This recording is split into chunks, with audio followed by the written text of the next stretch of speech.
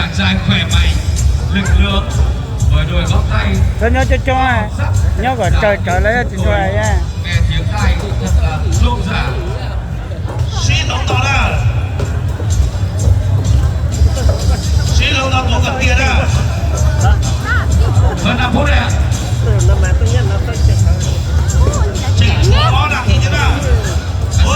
Bố đi nó không rõ ra là nhòa.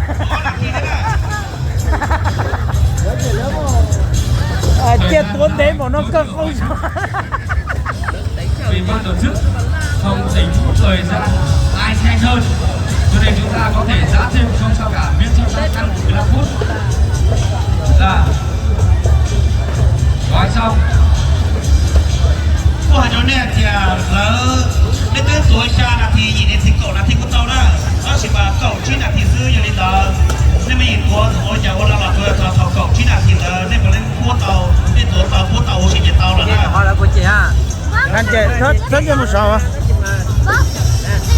Có tới con đấy rồi của tàu chưa cha là có tuổi thì thầu cậu chỉ là thì nó nên mà lên của tàu. Thế cho là cho nó đã, hai chiều qua cái tàu cò, cái tàu hạt chỉ là tàu chỉ tàu đó.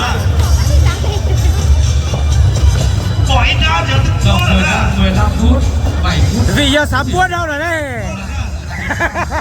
Có thể giá thêm hoặc là gói. Tua ta của cực quá rồi mà. ít ra tức của là ít cho tức của là hỏi cho trực tiếp tổng số của cái đó. Như vậy là của Phú Hồng 50 năm thời gian. Phú Hồng 50 năm thời gian. Chúng tôi chưa hết thông báo phi trạm thời gian. Chưa hết thông báo thời gian giá nhưng đã gói rồi. Phú Hồng và phi trạm thời gian. Các bạn lưu ý. Hết thời gian giá bày, các xã có thể giá thêm hoặc gói. Lúc xưa của ta là nó các shipper lên từ nhiều với của một đòn để bù chưa trả đó. Tôi yêu tiền đâu cầu chỉ là thì lên Chưa nhiên chúng ta có thể giá thêm. Vì không tính thời gian ai nhanh hơn. Không tính thời gian ai nhanh hơn. Miễn sao không quá 15 phút. Lưu ý. Bây giờ của là ta lúc xưa tôi thì chỉ mà nên tôi của là tôi yêu tiền tao lúc xưa tao à lấy là mua tiền chỉ là cầu chỉ là thì nó nên mua ta cho nên cho chúa tiền cho nó số lúc pha sẽ chỉ tao là đó. Chúng ta không tính thời gian ai nhanh hơn, miễn sao không quá 15 phút. Các xã chưa nhuyễn có thể giá thêm, nhưng vì rằng có Phú Hồng đã làm thời gian chưa hết thời gian giá bánh đã gói rồi, như thế là vi phạm quy.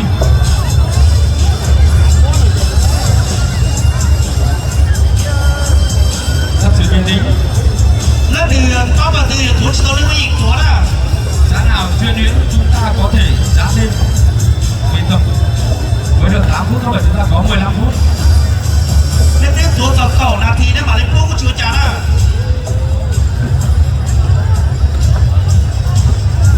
Đó là tôi Được đó chưa là nào? Các xã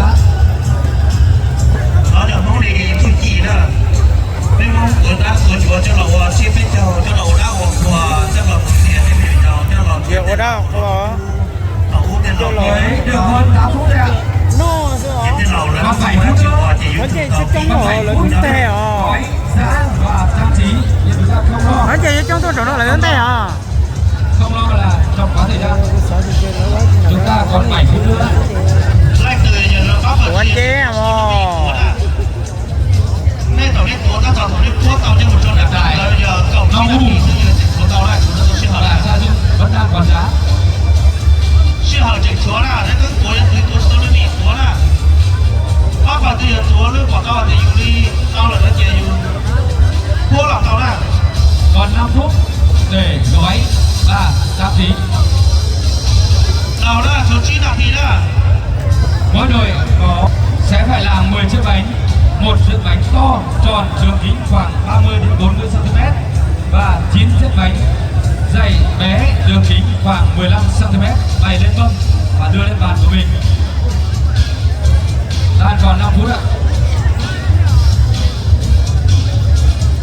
Riết từ tuần chúa này. 9 là thì đó nó lên quốc chúa là Có trong dùng thế đấy.